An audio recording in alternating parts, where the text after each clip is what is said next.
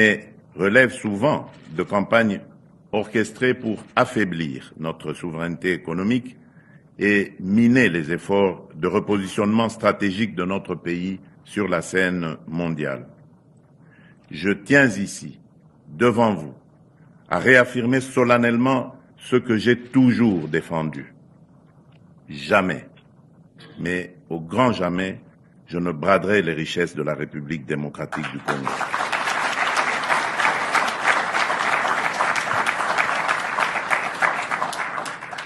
J'en ai fait le serment devant la nation et je m'y tiendrai jusqu'au bout. Bonsoir. J'ai pas été un candidat malheureux. J'ai gagné, mais M. Kabila et M. Nanga ont décidé autrement. Ils ont fabriqué des chiffres pour mettre Félix Tshisekedi. Je corrige cela. Absolument, c'est votre droit. Alors, rentrons dans cette conversation, si vous voulez bien. Pour la première fois depuis le début de cette crise dans l'Est, la crise récente, je parle de 2025, donc de janvier, vous signez une déclaration commune avec Moïse Katumbi, Délicé Sanga et Joseph Kabila, votre ancien adversaire, vous venez de le mentionner. Qu'est-ce qui vous unit aujourd'hui alors que tout vous opposait hier ? C'est les Congos, c'est les pays, c'est la paix au Congo, c'est la sécurité au Congo, c'est l'envie, le besoin pressant d'arrêter des tueries, des massacres des Congolais. Et c'est ça qui me fait signer avec Joseph Kabila, Délicé Sanga, Moïse Katumbi. Et demain, je pourrais signer avec Félix Tshisekedi s'il décide que nous nous mettons ensemble pour discuter, parler de la vérité, se réconcilier et à mettre en place la cohésion nationale au Congo. Vous appelez à un dialogue national, vous parlez de causes internes de la crise, comme la mauvaise gouvernance ou la restriction, je signe à la restriction des libertés. Est-ce une manière de dire que le gouvernement congolais porte une part de responsabilité dans l'enlisement de cette crise dans l'Est ? Une grande part de responsabilité. Un gouvernement, s'il est mis en place, c'est pour résoudre le problème du pays. Mais si le gouvernement s'occupe à enrichir ses membres, à enrichir le membre des familles, ce n'est pas un gouvernement. Si un gouvernement ne s'occupe pas de la sécurité de son peuple, de l'intégrité territoriale, ce n'est pas un gouvernement. Néanmoins, est-ce que vous avez été approché pour entrer dans un gouvernement d'union nationale si c'était proposé ? Et si c'était proposé, est-ce que vous accepteriez ? Non, je n'ai pas été... je dois être clair, on m'a sollicité pour rencontrer M. Kolongele et Bérande, c'est lui qui consultait les gens pour ces gouvernements d'union nationale. Je dis que non, je ne pouvais pas accepter parce que je souhaite que les évêques catholiques et les pasteurs protestants réunis ensemble dans leur initiative de pacte social pour la paix et le bien vivre ensemble. Et donc, je souhaite que ces pactes, cette réunion ait lieu pour que nous puissions parler des problèmes du pays. Le président Tshisekedi, de son côté, affirme vouloir mettre fin à la guerre avec l'appui des États-Unis et du Qatar. Vous parlez-vous de négociations opaques avec le Rwanda et la présence de forces étrangères sur le sol congolais. Que savez-vous exactement des accords en cours et que redoutez-vous exactement ? On ne sait pas grand-chose si ce n'est la déclaration des principes que nous avons vus. Et ce que nous nous disons, c'est très clair. Toute initiative tendant à amener la paix, la sécurité en RDC et dans la région des Grands Lacs, nous sommes d'accord. Il y en a plusieurs aujourd'hui. Il y a Doha, il y a les évêques catholiques et protestants, les pasteurs protestants, il y a l'Union africaine et il y a Washington. Mais est-ce que ces initiatives ne peuvent pas se fondre en une avec tout le monde ensemble pour, sous la facilitation, le leadership des évêques et des pasteurs congolais pour qu'on trouve la solution? Kinshasa accuse de son côté Joseph Kabila d'être lié à l'Alliance Fleuve Congo, la plateforme dont fait partie le M23. Vous, Martin Fayoulou, vous vous engagez aux côtés de lui dans ce communiqué. N'y a-t-il pas là une contradiction ? Est-ce que vous cautionnez tout simplement ce qu'on lui reproche ? Mais je n'en sais rien. Kinshasa, en tout cas, vous voulez parler de monsieur Félix Tshisekedi. Ils se connaissent bien, Félix Tshisekedi et Joseph Kabila. Ils ont signé des accords. Parlons de leurs accords d'abord. Moi, ce qui m'intéresse, c'est le Congo. Ce n'est pas Tartampion ou Fayoulou, Tshisekedi, Kabila, Katumbi. Moi, ce qui m'intéresse, c'est le Congo. Est-ce que nous pouvons nous mettre ensemble pour parler des problèmes du Congo et trouver des solutions durables? Les évêques, qui sont des autorités morales, des autorités spirituelles, ils ont dit, mettez-vous ensemble. Si eux, ils le disent, vous voulez que moi, je me soustrais pour dire que j'élimine tel ou tel autre. Mais on m'a dit même qu'il faut discuter avec M. Nanga. Est-ce que je vais dire que non, on met M. Nanga de côté? Non, je dis tout le monde, ensemble, on se dit la vérité. Les Sud-Africains, ils ont bien fait cet exercice. Pourquoi nous ne le ferions pas? Poursuivons là-dessus sur les propositions concrètes. On vous a entendu sur le soutien ou en tout cas la médiation des évêques et de l'Église en RDC. Mais au-delà de ça, qu'est-ce que vous proposez concrètement pour mettre fin à la crise dans l'Est? Mais ce que nous proposons, c'est 5 choses.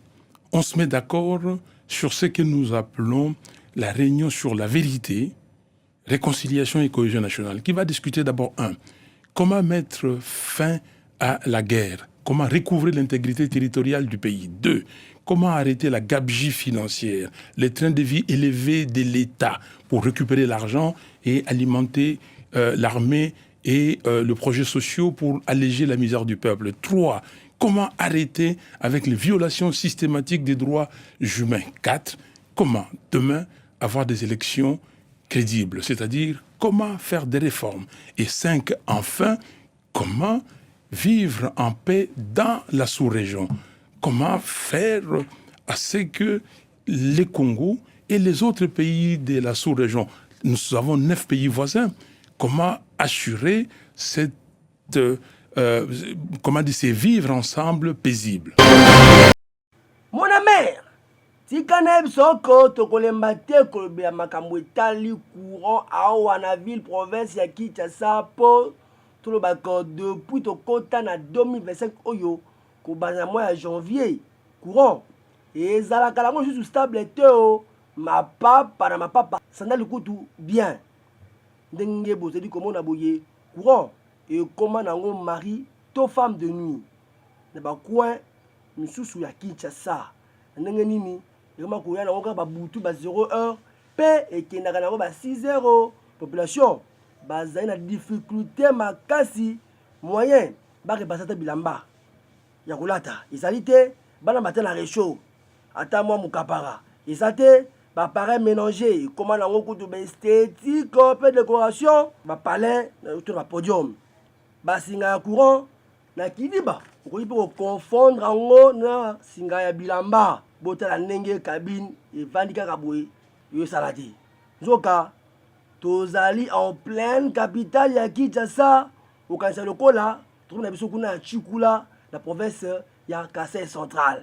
Or société nationale d'électricité SNEL na Mukuse bazali censé akopesa courant la population régulièrement pour facture eyaka chaque fin du mois oyo ezali rôle na bango en tant que service public ya l'État na principe na bango fondamental ya équité pe ya continuité toyebi te soki bakonzi ya SNEL bakoma na bango Lille Pongi to nini po ekipa bakomi na yango 12 awenge kutu ekosa situation ya courant esali ko insécurité eya makasi na ndenge ya kosakana te bakuluna baprofite na molili po basalaka baaction na bango ya mabe vraiment eza pasi mpe mawapo population akomi chaque jour adépensaka 100 francs 50 francs po atiaka téléphone na bango na bakabine oyo basalelaka bagénérateur to mpe bapano nyonso wana budget ezali kobeba na ndenge ya kosakana te mpo courant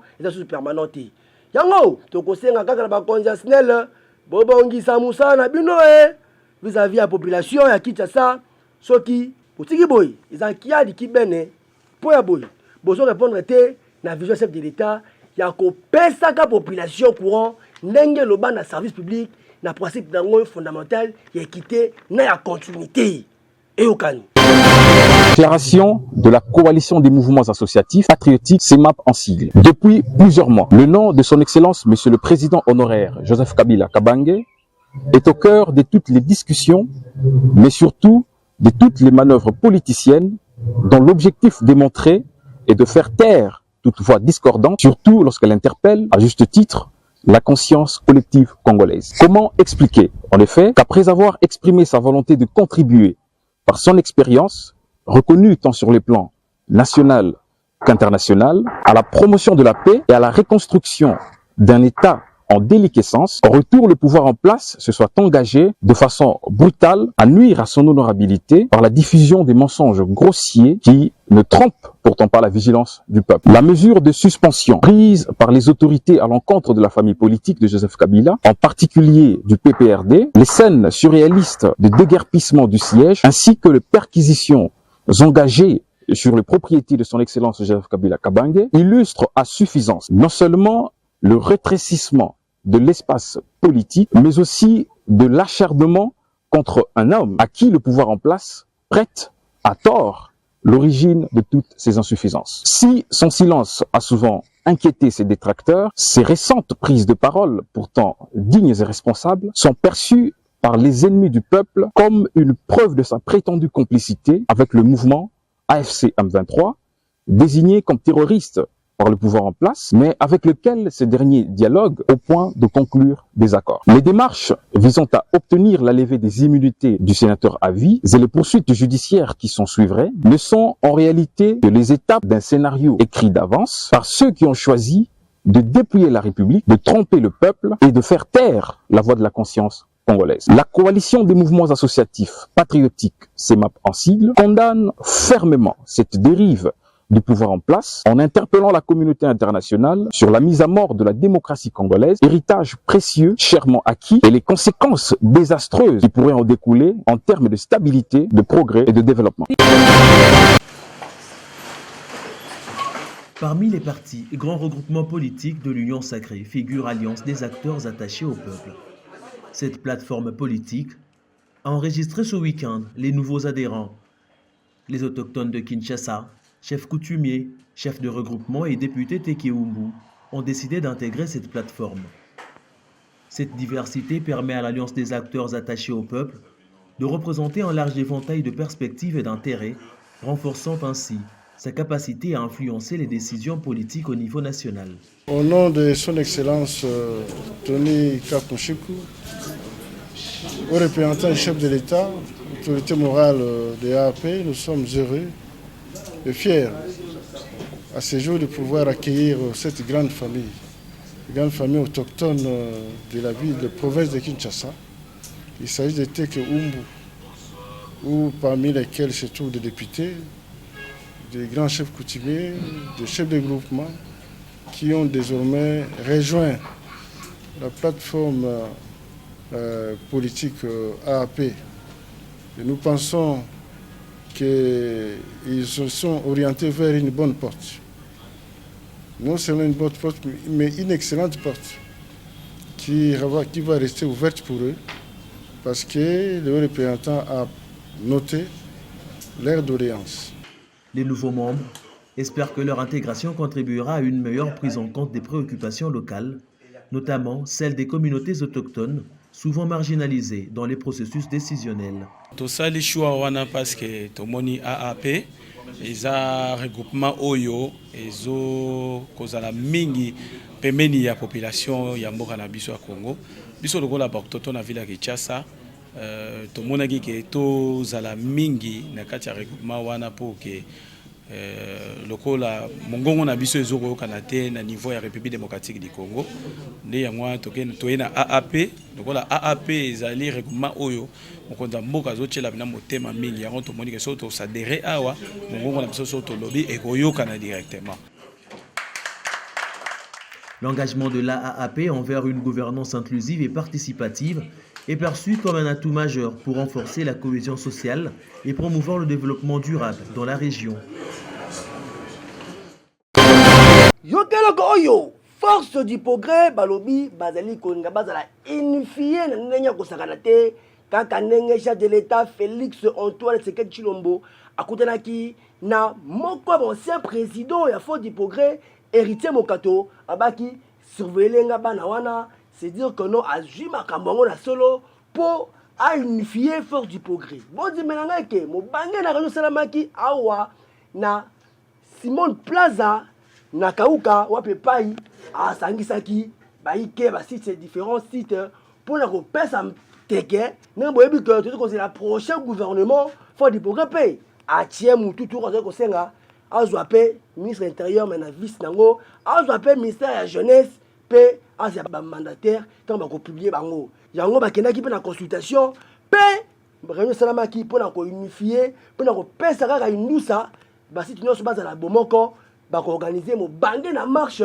pour na ko senga ka de charge wana za la exécuter à la lettre par chef de l'état ko senga pe fort du progrès ba bundela mboka oyo bazwa valeur na mboka oyo boka yemoko président héritier mokato les guerriers ndenge a expliqué ki yango liboso bayiki bazalaki wana na Kauka fort du progrès photo la samisa na biso o papa Etienne Tshisekedi wa Mulumba Sonore repose en paix a format biso photo la sango peuple congolais parce que les gens parlent de n'importe quoi pour la fort du progrès faut quand même du respect dans le mouvement oyo et contribuer combat à papa Etienne Tshisekedi la démocratie à travers de l'IDPS. Pour le lot, on parle de la démocratie, l'état des droits. Grâce à nos contributions, Yamo Boyoka qui organise la consultation nationale, on se présenta qui au nom de la Fort Progrès na Lobaki devant presse. Ceux qui Bomondi Bisoto se présenter awa parce qu'on n'a pas entendu un appel patriotique du chef de l'État Tshisekedi Tshilombo. C'est ça que j'en profite à cette occasion d'appeler la classe politique congolaise autour d'une même table pour l'amélioration de l'État congolais parce que d'ici là, il y aura un gouvernement large de l'Union nationale. Si aujourd'hui le gouvernement de l'Union nationale, nos soucis font travailler dans la logique du peuple parce que notre slogan, le peuple d'abord. Il faut que le peuple se réjouisse dans nos propres richesses parce que le Congo a beaucoup de richesses. Le Congo, c'est la cachette. Si aujourd'hui le Congo se développe, ça sera la renaissance de l'Afrique tout entière. C'est ça notre souci. Kombo na ye Sarah, mwana mwasi obovili comme mona boye, aboti, bana mapasa misato mokoka, bonzi melangai incroyable mais vrai, avant na awa na veni Kimangunu, na commune ya limité na quartier Mombele. Kasi, azali ko vivre ma condition à ma belle, nous ko sakana te. Bota place azali kolala eza na ciment pasi na mawa bana pe wa boti aza kokemba po aebite ye ko veuve abokola bana ndenge nini po selon ma information to ezali que akimaki na guerre ya mobondo ata sinistré kasi papa ne mama na ebe bakufaki na guerre wana mobali kutu amwana te aboti ma condition kitoko kasi bana oyo misat oyo mwasi moko mibali bale oyo aibiten akolele pa nani nde a lancer le seba akutana kina bulu eke mag nde alobi bosunga ye boka ndenge ba s'exprimaki pona ba konziba oka lo seba ba ko aider mama Sarah utaji mboka kubali pazati mboka ni papa Yves Bapa nazala ngama mambo ya fondation na ote na kimaki mobondo na ya na boti bana misatu mena asenga lisungi ntakosunga ngazate na yoka sango na mwamba papa Yves Bapa nazola na condition mabe sunga ngai nakutaki na mobondo na ye naolala na bana na pasi eloko kolia ezate na boti bana misatu atabila mama longa koleta bana ezate sango ezate sunganga na yoka sango naona msika nayebiki epa na olobikwe kozala sunga ngai papa sunga mwana mwasi okotiketa kimaki guerre aza kosunga ete moto akolesa aza te yonde Yves Bapa sunga ye toyoka kosunga ye vraiment tozwa solution na ye mpenza mpo bano bakola malamu atu papa pa Yves Bapa toyoki sango na yo toyebi yo lelo te osungaka bato oza pa mosungi sunga biso mwa mwasi oyo ta esika azovanda esika eza te mwana mpe kuna azwi vaccin te condition lopango critique mwana papa sunga kaka papa ya lopepele ya te sunga kaka tala nano position ya mama na ndenge avandi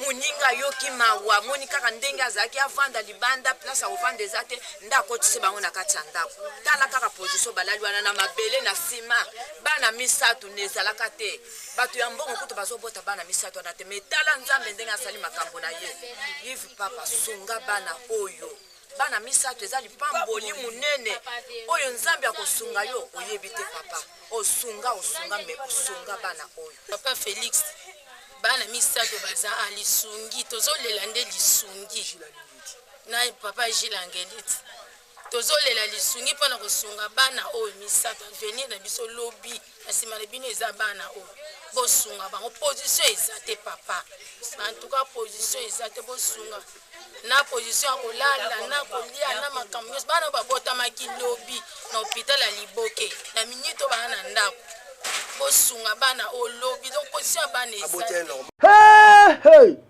baloba na Biblia que celui qui donne aux pauvres prête à Dieu parce qu'il y a plus de bonheur à donner qu'à recevoir bakondi boyo ki mele ya batu bazeli kolola pona kaya mama Sarah aboti bana misato mokoka soki boyo ko salisa ye ko sala strebele ndenge ko sarana te po porte za fungama oya ko ya liboso nzaba ko pambola ye yokani noko tovali awa na direction ya mbwa oyo ekenda sangwa ndenge ya kosakana te na commune ya Limete na quartier Mombele awa soki tozongi 10 autres 20 ans avant ezalaka mabele ya kosakana te surtout elanga soki oye wana okomona vraiment que nombo ya koleka ezalaka te surtout soki mo eza makasi okomona ke mabele ezoswa batu na makolo kasi botala lelo ndenge direction ekomi mobange na fulu moko esalami wana okonzima te vraiment na pasi na mawa ezomisa solo nde solo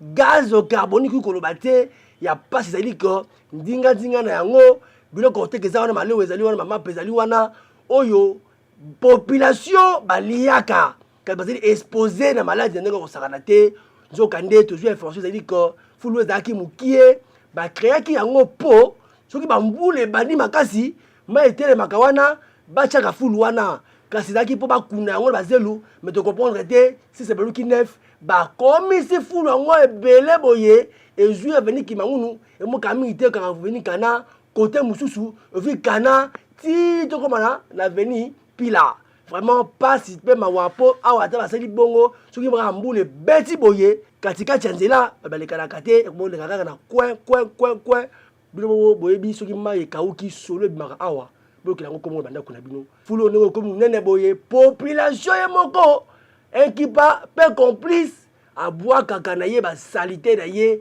awa amona yango normal or ezali anormal vraiment sali pasi boka ndenge balelisaki loseba na micro ya bulu ekemaka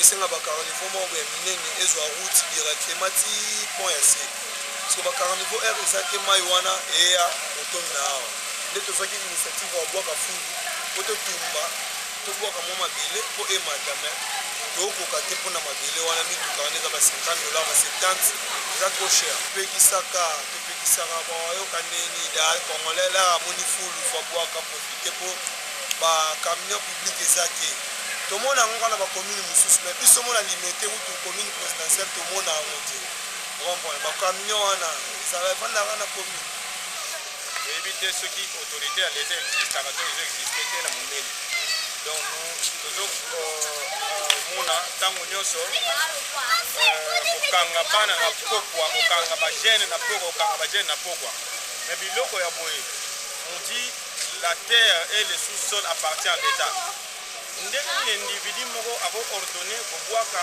fulu na esika fulu ezalaka te fulu oyo etiami a partir ya manque ya caniveau oyo totelemi place totelemi euti kabine ya courant ti ekiti na se donc place oyo il faut totimola yango caniveau ezala monene mais caniveau bakundaka yango après kokunda yango na interpellé la police nakendaki koyebisa la police baye na bacommandant bafongoli yango me bafongolaki moke à partir de là emata likolo mbula soki eubeti mai oyo yankana nyonso ekokita ekoteli biso na standard na biso oyo epiti ekomaka kosala mwa libulu na se boye libulu wana tosengaki tobwaka mabele tokotise mbongo totya mwa mbongo moke moke tosomba mabele totya bandeko baoyo na se kuto bamonaki ke ifo kobwaka fulu babanda kobwakisa kuna na se soko olakisi libulu kuna na se kuna na babaro wana omoni fulu yango eyo komata ti koto. Donc nous vivons dans un environnement malsain. Tala hôpital ezali wana mais liboso hôpital est-ce que vraiment pour les causes à la boye dans l'hôpital les choses na ngambo awo pata teremi. Donc hôpital ezali awa full est-ce que ba gens ya hygiène bazoleka to bazoleka te vraiment tozali kolela na mai na misu population ya commune ya Limete précisément na quartier Bombele la direction ya mwa bon sa comportement na bino boye ba nako stopper hémorragie au boire rapidement na bino awa pour comme ça fulo munene po après pour le bac oh l'état tel absolu comme oh yoko mokonde ndoki ya vi na yo po ozoba ka salité pour malaria typhoïde ko raté oté koloba oh nokondoki tata masindoki pourtant bango baza bango wana te yo mokondoki po ozoba ka salité ya boye beaucoup silisango population ya commune ya Limete la quartier Mombele direction bois chumbois na banda kuna bino ti bako siffler Kinshasa Congo Brazzaville fungola matoi na yoyoka Nzambe ya masolo ya po ezalaka nde mama Christelle Lwemba oyo aye na mobange na réduction ya 50% po na machine na masolo etali tatouage pe masolo mususu bwebako awa na ABC cosmétique bazali ko soigner ba problème nyonso ya peau onduta tache tampon olingi okomate lor vandame ya guitare acoustique pesa ABC cosmétique chance po osepela pe maladi nyonso bazali komete yango dada yoka masolo oyo. On a un problème, il y a peau, tu peux la santé. On a un problème, il y a des boutons, il y a des taches, il y a des tampons, il y a des kwanza. Surtout pour nous, on a besoin de ça tailor na yo. Ah, les moments qui t'a, on a un paquet, on a un bandit, on a besoin vraiment soutenir et bota. Ah, on a un sou de pème, on a besoin vraiment soutenir comme un mouille de libella. Pas cicatrice, on a un gros, pas tatouage, on a un gros, pas tampon, on a un gros, pas machine, on a un gros exali. Tout le monde papa on a un problème, il y a faiblesse sexuelle, éjaculation précoce, prostate. Ah, maman, ton papa on a un problème à diabète, maman on a un problème à kyste, il y a myome. Ah, tout le monde a vraiment un mata, on a un papa comme un leke. On a un papa qui nous ouvre pour aller sur qui m'a outé. On a besoin vraiment de bonbons, comme un nene, comme un moulay. Pablo, on a vraiment calmé belé. Problème, il y a toujours du roger, il y a la santé, il y a la peau. Fiche consultation, il y a $5. À Brazzaville, il y a 2500 francs CFA. Moi, j'ai une machine. Vous avez le droit, il y a 50% de réduction. Et ça, pour la qualité, Tina Brazzaville. Vous avez un problème, il y a mauvaise haleine. Ah, vraiment, vous avez besoin, lèvres à l'aïon, et comme un rose, il y a ma tasse. La surprise des vraiment tellement belle. Quand on commence sur place, vraiment, on découvre la vraiment. Nathalie Fozomina, lui mettez 16e rue résidentielle sur Petit Boulevard. Donc, vous avez missionnaire 085 33 80 757. À Brazzaville, Fozomina Wednesday sur l'avenue Botambongo, numéro 59, na République arrêt de bus Jeanne Vial. Vous avez mon missionnaire 06 550 47 54. ABC cosmétique. Complexe Cécilie. Maman Christelle Lwemba, ABC cosmétique.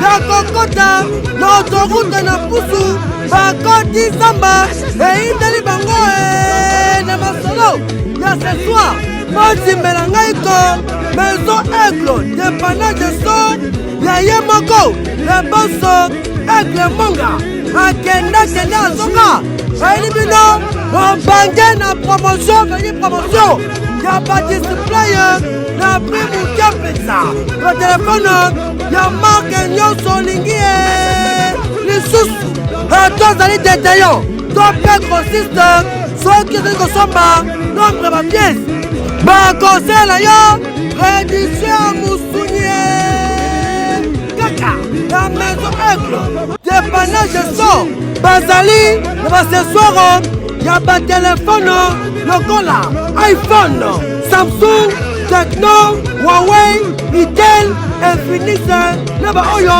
omonaka te bavali koteka baempreinte banticase baprochette baécouteur power batterie chargeur fast ya qualité supérieure basuki kaka wana te awa na maison de panage store bazali mpe kosala badeverrouillage ya batelefone ata ekotaka elobedire aecloud bakolongola yango avec ingénieur ya solosolo tata ekota bokanisi esili sakoko esila bango awa na maison aigle topanage sori bazali mpe koteka batelefone omarke nyonso ya qualité supérieure na prix moko abordable telefone ya iPhone, Samsung, Fold oyo fumaka lokola bible ya qualité supérieure Tecno elenda Infinix Itel etikali nsima te bokanisi esili jakoko esila bongo awa na maison aigle dépannage store bazali mpe kobongisa batelefone na bino sans problème avec faveur ya main d'œuvre ya ofele veut dire soki oyi na telefone yayo bongisa yango okosomba kaka accessoire oyaki na yango kasi bakobete yango ya ofele veut dire ya mbongo moke ya liyanzi ebongo ya kitoko ebalike ata telefone yo eumeli to mpe ekweyaki ezwi pane kosakana te oza na besoin ya contrevaler ima mbangu awa na maison aigle dépannage store bakopesa telefone ya mombamba oyo etikala kovola te awa na république démocratique du Congo botuninga adresse soit papier na stilo koma maison aigle dépannage store ezwami awa na avenue Bongandanga numéro 1 sous Prince Kasavubu juste kaka l'immeuble VV Center otuni bakoyamba yo sans problème maison aigle dépannage store numéro 1